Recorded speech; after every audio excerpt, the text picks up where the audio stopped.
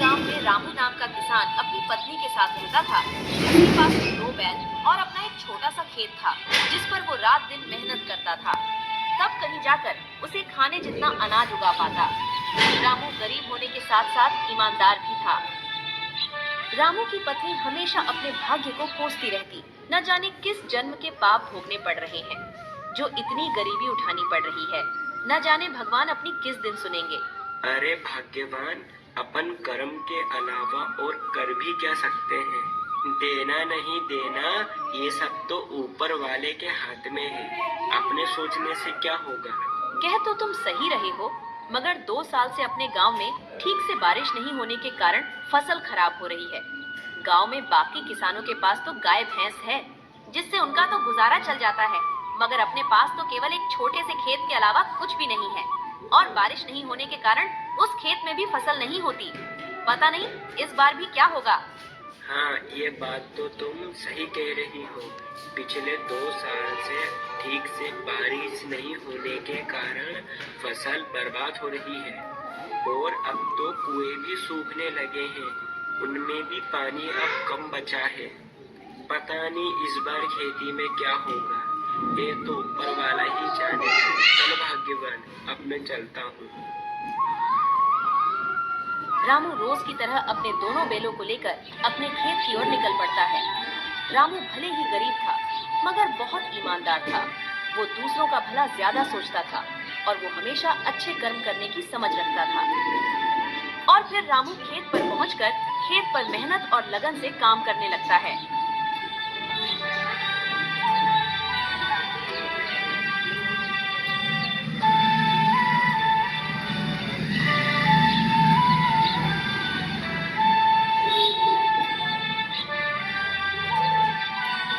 फिर थोड़ी देर बाद अरे, इतनी धूप में काम करने के बाद अब मुझे भूख लग रही है, और अब तो मेरे ये दोनों बैल भी थक गए हैं। एक काम करता हूँ, मैंने अपने आधे खेत की तो जुताई कर ली है, और आधे खेत की जुताई अब मैं कल कर लूंगा।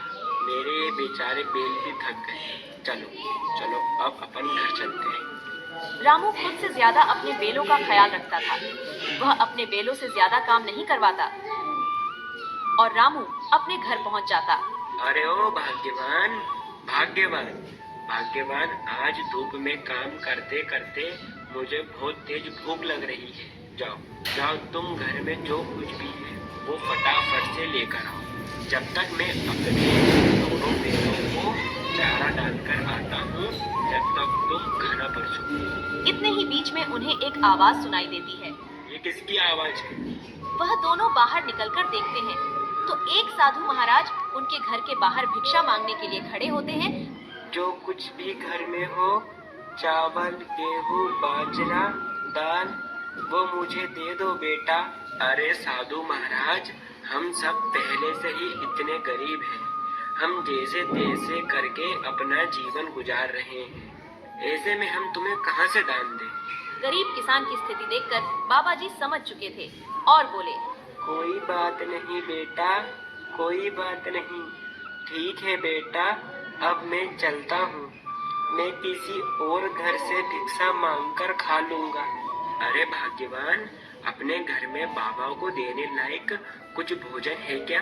क्या अपने घर में कहाँ से आएगा? अपने घर में बाबा को देने लायक कुछ भी नहीं है। केवल थोड़े से चावल थे जो तुम्हारे लिए बने हैं। अगर वो बाबा को दे देंगे तुम्हें भूखा रहना पड़ेगा।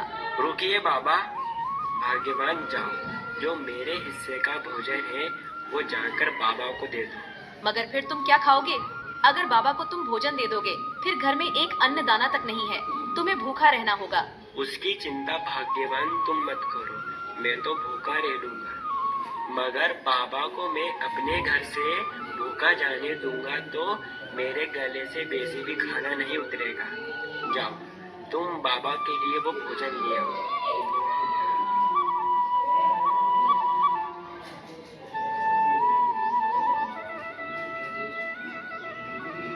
रामू की पत्नी रामू की बात के अनुसार रामू के हिस्से का खाना बाबा को दे देती है।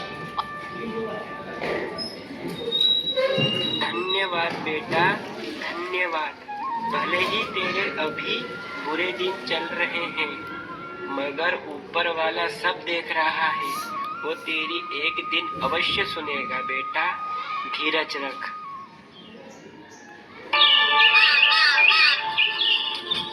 फिर सुबह हर रोज की तरह रामू आज भी अपने 2 बेलों के साथ खेत की ओर चल देता है।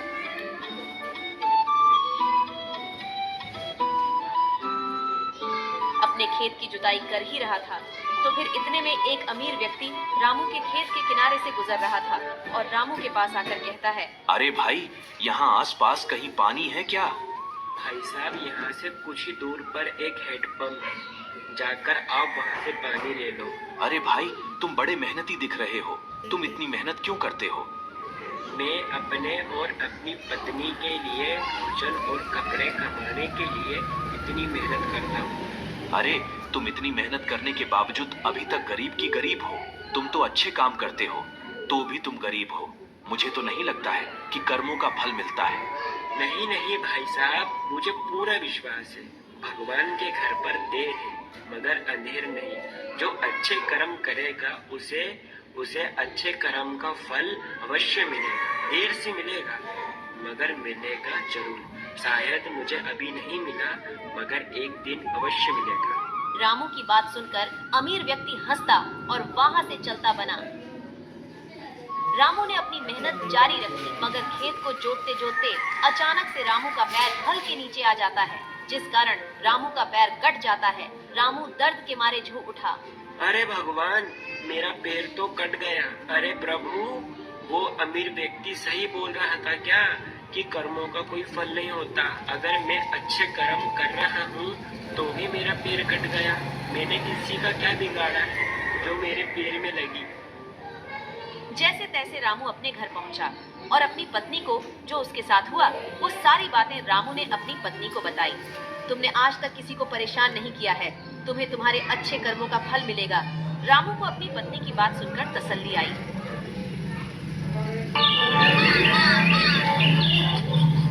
फिर अगले दिन रामू जख्मी होने के बाद भी अपने दोनों बैलों को खेत की ओर ले जाता है।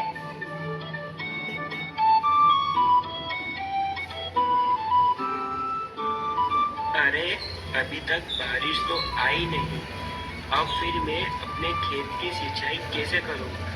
चलो एक काम करता हूँ, अपने खेत के कुएं में जाकर देखता हूँ उसमें कितना पानी है। अगर उसमें पानी हुआ तो अपने खेत की सिंचाई करूँगा। अपने खेत के कुएं के पास में जाता है मगर कुएं में एक बूंद भी पानी नहीं था। कुआं पूरा सूखा पड़ा था। अरे मेरा खेत का कुआं तो पूरी तरह से सूख गया। अरे भगवान, ये कैसी परीक्षा ले रहे हो? घर में अन्न का एक दाना नहीं और अब तो मेरा कुआं भी सूख गया है। इस बार खेती में कैसे करूँगा भगवान?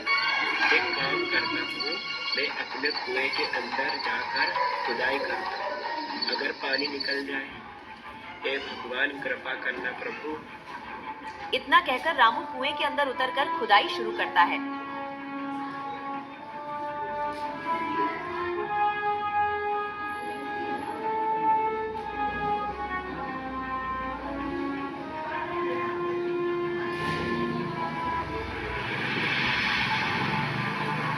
थोड़े समय बाद अचानक से कुएं के एक पत्थर के अंदर से पानी निकलने लगता है। ये पानी कहाँ से आया? मुझे तो अपनी आंखों पर विश्वास ही नहीं होता। मुझे तो लगता है ये सब मेरे अच्छे कर्मों का फल है जो मुझे मिला। भाग्यवान सही कह रही थी कि तुम्हें तुम्हारे अच्छे कर्म का फल अवश्य मिलेगा। ऊपर वाले ने मेरी सुन ली। इस पानी से तो अब मैं अपने खेत की सिंचाई अच्छी तरह से कर सकूंगा। रामू की खुशी का कोई जवाब नहीं था। रामू पानी को देखकर बहुत खुश हो गया।